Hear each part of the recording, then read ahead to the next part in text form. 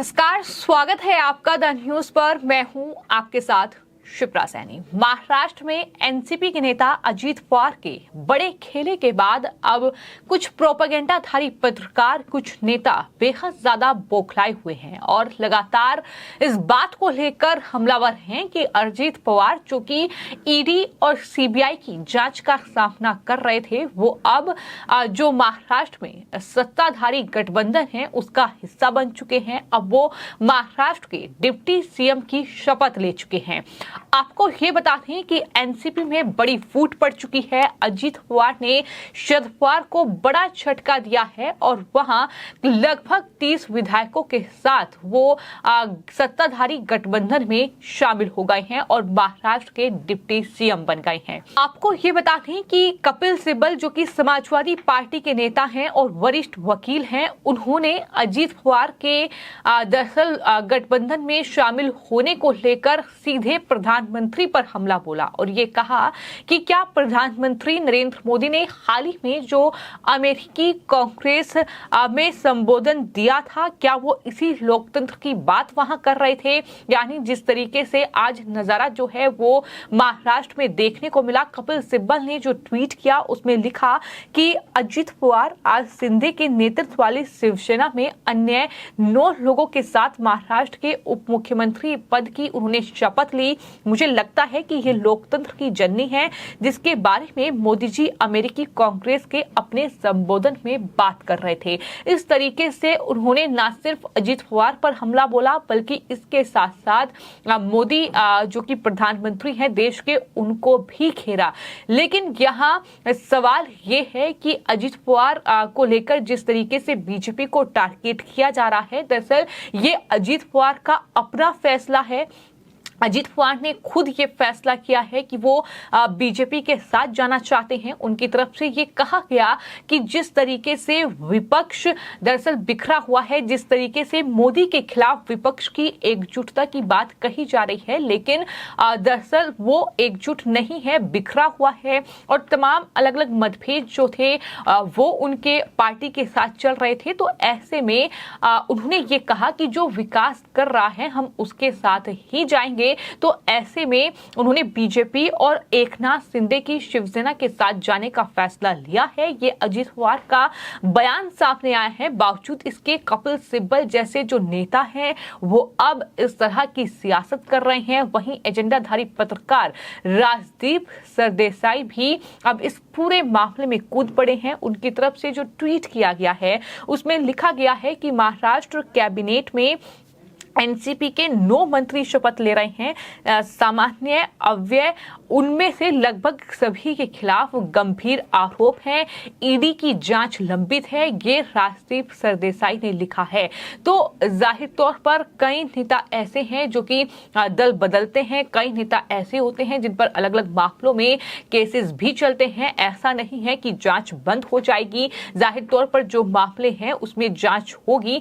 लेकिन जिस तरीके से ये ट्वीट सामने आए हैं उसके बाद तमाम लोगों की प्रतिक्रियाएं भी देखने को मिल रही हैं और लोग ये कह रहे हैं कि राजदीप जैसे नेताओं को काफी बुरा लग रहा है जो कि शरद पवार कांग्रेस पार्टी के हिमायती हैं, जो कि नहीं चाहते कि उनकी पार्टी को कोई तकलीफ हो, उनकी पार्टी में कोई फूट हो। तो इसलिए उन्हें काफी ज्यादा तकलीफ हुई है, काफी ज्यादा बुरा लगा है कि अब लगभग एनसीपी जो है वो पूरी तरीके से बिखर चुकी है, बिल्कुल वैसे ही जैसे एक वक्त पर लगभग 1 साल पहले ही शिवसेना पूरी तरीके से बिखरी थी और नतीजा ये हुआ कि बाला साहेब ठाकरे की शिवसेना टूटकर अब 2 टुकड़ों में बंट चुकी है। एक टुकड़ा उद्धव के पास है तो एक मुख्यमंत्री एकनाथ शिंदे। तो इस तरीके से अब लगातार ये कहा जा रहा है कि राजदीप जैसे पत्रकारों को बुरा लग रहा है, उन्हें तकलीफ हो रही है।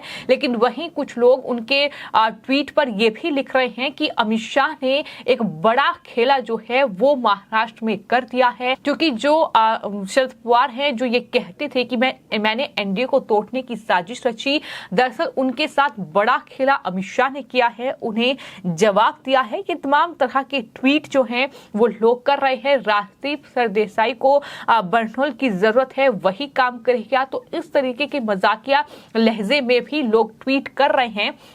लेकिन ये पूरा जो घटनाक्रम महाराष्ट्र में हुआ है, ये कहीं ना कहीं महाराष्ट्र की सियासत में पहले भी होता रहा है, लेकिन शरद पवार के लिए ये बहुत बड़ा झटका माना जा रहा है, क्योंकि एनसीपी एक ऐसी पार्टी जिसमें शरद पवार जिसके लीडर हैं, शरद पवार जो कि राजनीति के चाणक्य कहे जाते हैं, जिनको राजनीतिक गुरु लोग मानते हैं, और उनकी पार्टी इस तरह से बिखर रही है, तो जाहिर तौर पर शरद पवार इन तमाम चीजों को शायद भाप नहीं पाए, और इस तरीके से आज उनकी पार्टी जो है वो बिखर चुकी है। अब सीधे अजीत पवार जो है वो पार्टी जो चुनाव चिन्ह है उस पर अपना दावा ठोक रहे हैं। उनका ये कहना है कि असली जो एनसीपी है वो हम ही हैं, ये अजीत पवार की ओर से कहा गया है। लेकिन वहीं कपिल सिब्बल जो कि लोकतंत्र की दुहाई दे रहे हैं, उनको भी कई लोगों ने जवाब दिया है, और जवाब देते हुए ये लिखा है कि कपिल सिब्बल खुद ये याद रखें कि आज वो भले ही समाजवादी पार्टी में हैं, लेकिन कल तक वो कांग्रेस पार्टी में थे, और कब वो कांग्रेस के साथ बैठे थे, जब तृणमूल कांग्रेस बंगाल में टीएमसी द्वारा कांग्रेस कार्यकर्ताओं की हत्या के कुछ दिन बाद ही विपक्ष की बैठक चल रही थी, और उस बैठक में समाजवादी पार्टी, कांग्रेस पार्टी के लीडर राहुल गांधी, उस बैठक में ममता बनर्जी, वो तमाम नेता जो थे वो एक साथ बैठे हुए थे। तब कहाँ था लोकतंत्र, ये सवाल अब लोग पूछ रहे हैं। यानी दूसरों को जो कहीं ना कहीं ज्ञान बांट रहे हैं कि लोकतंत्र की जननी है, और जिसके बारे में मोदी जी अमेरिका कांग्रेस के अपने संबोधन में बात कर रहे थे। लेकिन जाहिर तौर पर हिंदुस्तान में कई ऐसी राजनीतिक घटनाएं हुई हैं, चाहे फिर हाल ही की बंगाल की घटना देखी जाए कि वहां एक तरफ कांग्रेस आरोप लगाती है कि टीएमसी जो है हमारे नेताओं को टारगेट कर रही है, और वहीं अगले दिन जाकर विपक्ष की बैठक होती है जहां ममता बनर्जी और राहुल गांधी एक ही मीटिंग में नजर आते हैं। ऐसे ही कुछ लोगों ने ट्वीट किया है और ये लिखा है कि ये स्वाभाविक है कि एक राजनीतिक दल से असंतुष्ट नेता, विधायक, सांसद दूसरे राजनीतिक दल में शामिल हो जाते हैं। कांग्रेस ने भी ऐसा ही किया है। बिहार में नीतीश ने बीजेपी से नाता तोड़ लिया। ये आपके लिए लोकतंत्र की जननी थी। राजनेताओं के साथ समस्या ये है कि वो सोचते हैं कि हम भारतीय आपके पाखंड को समझ नहीं सकते। तो इस तरीके के ट्वीट, इस तरीके के कमेंट भी जनता की ओर से किए जा रहे हैं। यानी जनता की प्रतिक्रिया भी इस पूरे मामले पर खूब देखने को मिल रही है। उनका ये साफ तौर पर कहना है कि ऐसा नहीं है कि कपिल सिब्बल या राजदीप सरदेसाई जैसे जो प्रोपेगेंडाधारी पत्रकार हैं उनकी पत्रकारिता को हम जानते नहीं हैं। बखूबी तरीके से जानते हैं कि उन्होंने किस तरीके से एक एजेंडे के तहत पत्रकारिता की है। फिर चाहे वो किसान आंदोलन के वक्त हो, फिर चाहे वो देश में चल रहे किसी भी मुद्दे को लेकर उनका ट्वीट हो, चाहे फिर झूठ फैलाने की बात हो जिससे कि सरकार पर उंगली उठे। तो इस पूरे मामले पर सरकार को आखिर क्यों घेरा जा रहा है, मोदी पर अटैक क्यों किया जा रहा है, जब अजीत पवार जो कि शरद पवार के भतीजे हैं वो खुद ये कह रहे हैं कि देश में विकास जो है वो मोदी कर रहे हैं, महाराष्ट्र में विकास शिंदे सरकार कर रही है। तो ऐसे में हमने चुना है कि हम शिंदे सरकार के साथ जाएंगे। तो इसमें आखिर बीजेपी पर अटैक क्यों, ये सवाल भी लोग दाग रहे हैं। और इसी कड़ी में मिलिंद ये लिखते हैं कि एकता के लिए धार्मिकता की जननी कहा जाता है। केवल राजनीतिक महत्वाकांक्षा से परे प्रगति, प्रशासन और शासन की सर्वोच्चता जो पिछले 75 सालों से यहाँ चर्चा थी। रिटायर होने के लिए वकील साहब के लिए कोई अच्छा पेशा खोजा जाए।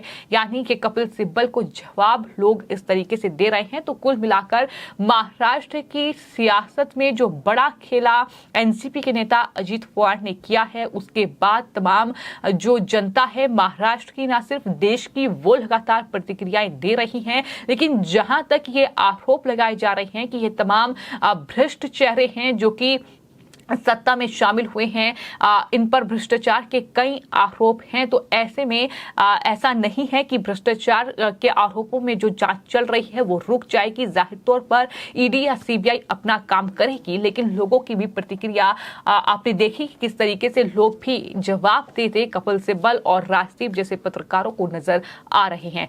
फिलहाल आपकी इस पूरे मामले पर क्या राय है, हमें कमेंट बॉक्स में जरूर लिखें और चैनल को सब्सक्राइब करें। धन्यवाद।